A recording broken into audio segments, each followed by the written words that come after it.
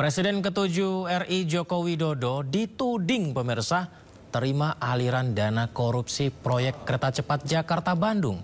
Tudingan datang dari akademisi Ubaidillah Badrun yang klaim telah telusuri informasi PPATK.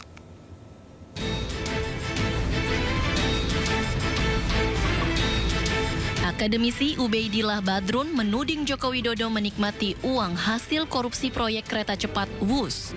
Ia berani mengungkap hal itu usai menelusuri aliran uang yang diduga hasil korupsi dari proyek strategis nasional, termasuk korupsi pada proyek kereta cepat Jakarta-Bandung. Ubaidillah juga menduga sebagian uang itu masuk ke kantong sejumlah pejabat, termasuk mengalir ke Solo. Secara seluruhnya, sepanjang kekuasaan Jokowi sampai awal Prabowo ini, itu menghabiskan sekitar 1.515 triliun. Saya telusuri di PPATK itu, ternyata yang dikorupsi dari 1.500 lebih itu sekitar 510 triliun.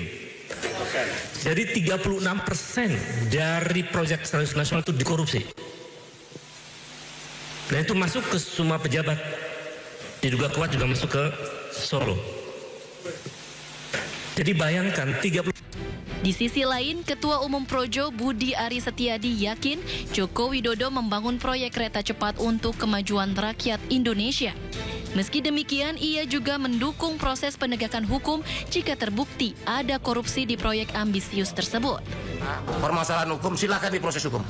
Dan pihak-pihak yang bertanggung jawab harus bertanggung jawab. Tapi saya yakin 100% Pak Jokowi merencanakan dan mengeksekusi program BUS ini memang betul-betul untuk kemajuan Indonesia. Beban utang proyek kereta cepat yang mencapai 116 triliun rupiah membuat publik curiga ada dugaan korupsi di dalamnya. KPK pun mengaku sedang menelaah ada atau tidaknya korupsi dalam proyek kereta cepat tersebut. Tim Liputan iNews melaporkan. Pemirsa, polemik utang kereta cepat Jakarta-Bandung WUS akan segera berakhir. Presiden Prabowo Subianto menegaskan pemerintah akan membayar utang WUS sebesar 1,2 triliun rupiah per tahun. Uang untuk membayar utang akan diambil dari hasil sitaan kasus korupsi. Presiden Prabowo meyakinkan semua pihak agar tidak perlu khawatir dan ribut lagi atas polemik kereta cepat WUS. Presiden berharap trayek WUS dilanjutkan dan tak hanya berhenti di Surabaya saja, melainkan diperpanjang hingga Banyuwangi, pemirsa.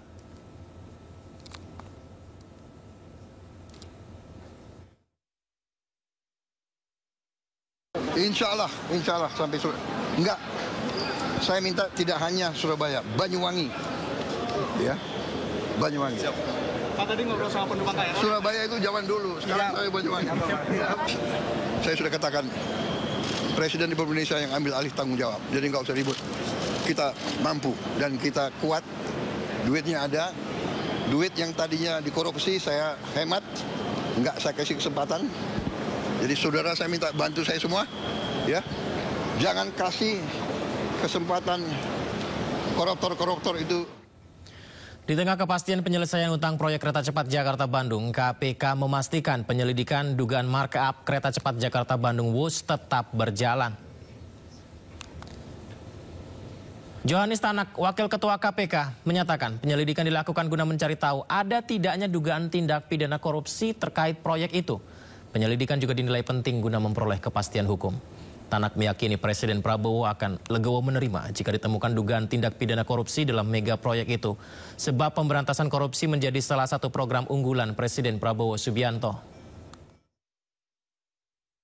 Untuk mengetahui ada tidaknya suatu perbuatan tindak pidana korupsi.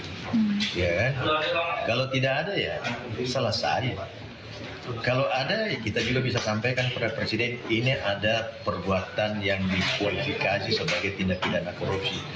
Ketika ada, tentunya Presiden juga akan menerima, karena beliau sudah mengamanatkan dalam asta cita ketujuhnya tentang pemberantasan tindak pidana korupsi. Jadi kalau memang hasil penyelidikan memang terindikasi cukup bukti ada perbuatan tindak pidana. Presiden Prabowo Subianto membantah soal dirinya dikendalikan dengan Presiden ke-7 RI Joko Widodo. Presiden Prabowo juga menilai saat ini ada budaya yang seolah-olah mencari kesalahan Jokowi sebagai pemimpin yang sudah tidak lagi menjabat. Kenapa saya tadi ingatkan, saya minta Pak Jokowi diundang, ya. Karena saya lihat kok ada mulai budaya yang tidak baik. Ya, pemimpin dikuyu-kuyu, dicari-cari, pada saat berkuasa disanjung-sanjung. Ini budaya apa? Ini harus kita rubah, ya kan? Ini harus kita rubah. Saya bukan Prabowo takut sama Jokowi. Prabowo masih dikendalikan oleh Pak Jokowi. Enggak ada itu. Pak Jokowi itu tidak pernah nitip apa-apa sama saya. Ya saya harus katakan yang sebenarnya, kan begitu. Pak Prabowo takut sama Pak Jokowi. Nggak ada itu. Untuk apa saya takut sama beliau? Oke, aku hopeng sama beliau, kok takut? Iya kan?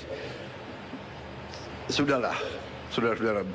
Beliau memimpin 10 tahun, diakui dunia bagaimanapun. Inflasi di bawah beliau cukup bagus, pertumbuhan bagus, iya kan? Come on, harus kita yang bener lah, yang jujur lah, ya kan? Ngono yang ngono gitu, ya kan? Ya. Presiden Prabowo Subianto melantik Komisi Percepatan Reformasi Polri di Istana Kepresidenan hari ini. Selengkapnya usai jeda. Sindo Prime segera kembali.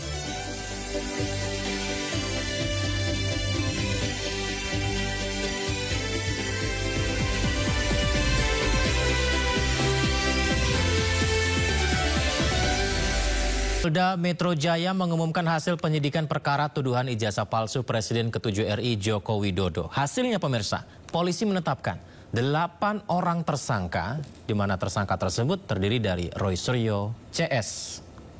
Polda Metro Jaya memastikan bahwa kasus ini 8 orang ditetapkan jadi tersangka kasus tuduhan ijazah palsu Joko Widodo. Tersangka terbagi dalam 2 klaster. Klaster pertama yakni Egy Sujana, Kurnia Tri Rohyani, Damai Hari Lubis, Rustam Effendi, dan Muhammad Rizal Fadilah. Klaster kedua Roy Suryo, Rismon Sianipar, dan Tifauziah Tiasuma. Sebelumnya Jokowi melaporkan sejumlah nama atas dugaan pencemaran nama baik buntut tudingan ijazah palsu. Dalam laporan itu ada 12 nama yang dilaporkan.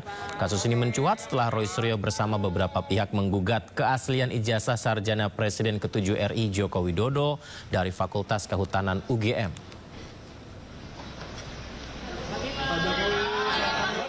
Polda Metro Jaya telah menetapkan 8 orang tersangka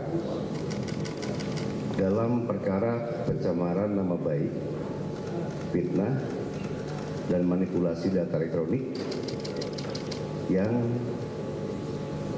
dilaporkan oleh Bapak Insinyur Haji Joko Widodo.